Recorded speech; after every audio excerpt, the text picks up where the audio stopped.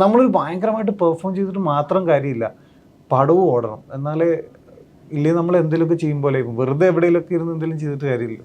ഓടുന്ന പടത്തിൽ നല്ലൊരു ക്യാരക്ടർ, നല്ല സിനിമയായിരിക്കുക, ആളുകൾക്ക് ഇഷ്ടപ്പെടുക, അതങ്ങനെ ഒരു സംഭവിക്കുന്നത് വളരെ റെയറാണ്. ഹക്കീമിന്റെ ക്യാരക്ടറിലേക്ക് വരുമ്പം നേരത്തെ പറഞ്ഞൊരു സിമിലാരിറ്റി പറഞ്ഞു.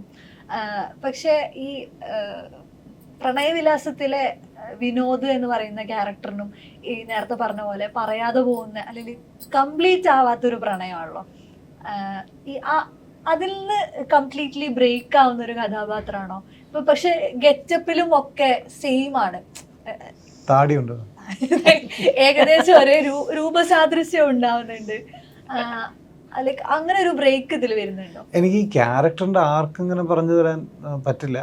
പക്ഷേ ഈ പറഞ്ഞ പോലെ നേരത്തെ സംസാരിച്ച പോലെ തന്നെ ഈ പ്രണയവിലാസം കണ്ടിട്ടാണ് വിഷ്ണുവിന് പുള്ളി ഇതിനകത്ത് കറക്റ്റ് ആയിരിക്കും തോന്നിയത്. ഈ പറഞ്ഞ പോലെ പ്രണയവിലാസിൻ്റെതായിട്ടുള്ള പല ഷെയ്ഡ്സ് ഇതിനകത്ത് കിടക്കുന്നുണ്ട്. പ്രണയമാണ് സംസാരിക്കുന്നത്. രണ്ടാമത് ഈ പറഞ്ഞത് നിങ്ങൾക്ക് നോക്കുമ്പോൾ താടി ഉണ്ടല്ലോ എന്നൊക്കെ തോന്നാം. പക്ഷേ ഈ ക്യാരക്ടർ എൻ്റയർലി ഡിഫറെൻ്റ് ആയിട്ടുള്ളൊരു സ്ഥലത്ത്, പിന്നെ ഞാനാണല്ലോ അഭിനയിക്കണം, അപ്പം സെയിം മുഖവും സെയിം എക്സ്പ്രഷൻ അല്ലേ വരും.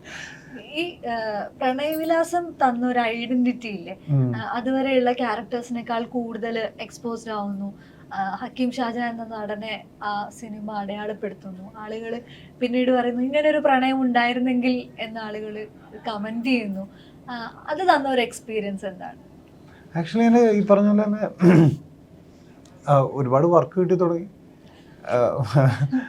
പിന്നെ ഈ പറഞ്ഞ പോലെ എന്താ പറയുക, ഓരോ മൈൽ സ്റ്റോൺ ഉണ്ടാവില്ല ഓരോ സമയത്ത്. അങ്ങനെ പ്രണയവിലാസം സംഭവിച്ചതാണ്. അത് എന്നെ എന്തുകൊണ്ട് ആ സമയത്ത് കാസ്റ്റ് ചെയ്തെന്ന് ഞാൻ ചില സമയത്ത് ആലോചിക്കാറുണ്ട്. കാരണം മാർട്ടിൻ ചേട്ടൻ്റെ തീരുമാനമായിരുന്നു അത് ഹക്കീം ചെയ്തോളും എന്നുള്ളത്. അതിന് മുന്നേ ഞാനൊരു ക്യാരക്ടർ ചെയ്തിട്ടില്ല.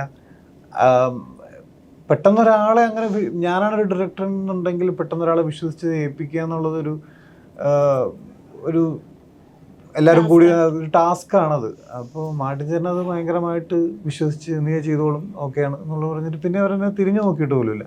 പിന്നെ എനിക്കാണ് പ്രശ്നം, അയ്യോ ഇത് ഫുൾ ഓഫ് ചെയ്യണമല്ലോ. ഞാൻ ഓക്കെയും പറഞ്ഞു, അഡ്വാൻസും മേടിച്ച്, അങ്ങനെ അവസാനം സംഭവിച്ചു. അങ്ങനെ പറഞ്ഞ പോലെ ആളുകൾ ഒരുപാട് പേര് മെസ്സേജസ് ആയിട്ടും ആൾക്കാരെ വിളിച്ചും ഏറ്റവും കൂടുതൽ അപ്രീസിയേഷൻസ് കിട്ടിയിട്ടുള്ളത് പ്രണയവിലാസത്തിനാണ്. നമ്മളൊരു ഭയങ്കരമായിട്ട് പെർഫോം ചെയ്തിട്ട് മാത്രം കാര്യമില്ല, പടവും ഓടണം. എന്നാലേ ഇല്ലേ നമ്മൾ എന്തെങ്കിലുമൊക്കെ ചെയ്യുമ്പോൾ വെറുതെ എവിടെയെങ്കിലുമൊക്കെ ഇരുന്ന് എന്തെങ്കിലും ചെയ്തിട്ട് കാര്യമില്ല. ഓടുന്ന പടത്തിൽ നല്ലൊരു ക്യാരക്ടർ, നല്ല സിനിമയായിരിക്കുക, ആളുകൾക്ക് ഇഷ്ടപ്പെടുക, അതങ്ങനെ ഒരു സംഭവിക്കുന്നത് വളരെ റെയറാണ്. ഒരു 10 പടം ചെയ്താൽ, ഞാൻ എൻ്റെ കേസായിട്ട് പറയണേ, അതിൽ ചിലപ്പോൾ ഒരെണ്ണമൊക്കെ കാണാൻ പറ്റുള്ളൂ. അങ്ങനെ കടസേൽ ബിരിയാണി എന്ന് പറയുന്ന സിനിമയിലും അതുപോലെ എക്സെപ്ഷണൽ ആയിട്ടുള്ള ഒരു പെർഫോമൻസ് ഉണ്ടായി. പക്ഷെ എനിക്ക് തോന്നുന്നു കേരളത്തിൽ അതിന് അത്രത്തോളം സ്വീകാര്യത ഇല്ലാതെ പോയോ?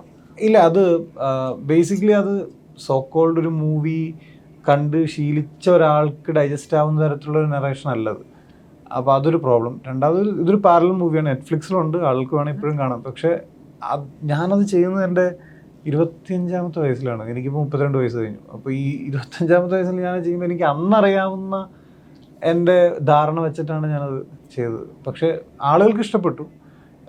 എനിക്ക് തോന്നുന്നു തമിഴ്നാട്ടിൽ കുറച്ചും കൂടെ വൈഡറായിട്ട് അത് അക്സെപ്റ്റ് ചെയ്തിട്ടുണ്ട്. ഇവിടെയും ഈ ഫിലിം ബഫുകളുണ്ടല്ലോ, അവർക്ക് ഭയങ്കരമായിട്ട് ഇഷ്ടമായി, മെസ്സേജസും കാര്യങ്ങളൊക്കെ വരാറുണ്ട്. അങ്ങനത്തെ ഒരു ക്യാരക്ടറാണ്, ഒരു സൈക്കോ, ഒരു ഭയങ്കര ഒരു വില്ലനിസം. ഈ അത്രയും എക്സ്ട്രീമിലേക്ക് പോകുന്നത് എങ്ങനെയാണ്? വെറുതെ അഭിനയമില്ല, ഞാൻ അങ്ങനത്തെ ഒരു മനുഷ്യനല്ല, വെറുതെ അഭിനയിക്കണല്ലോ.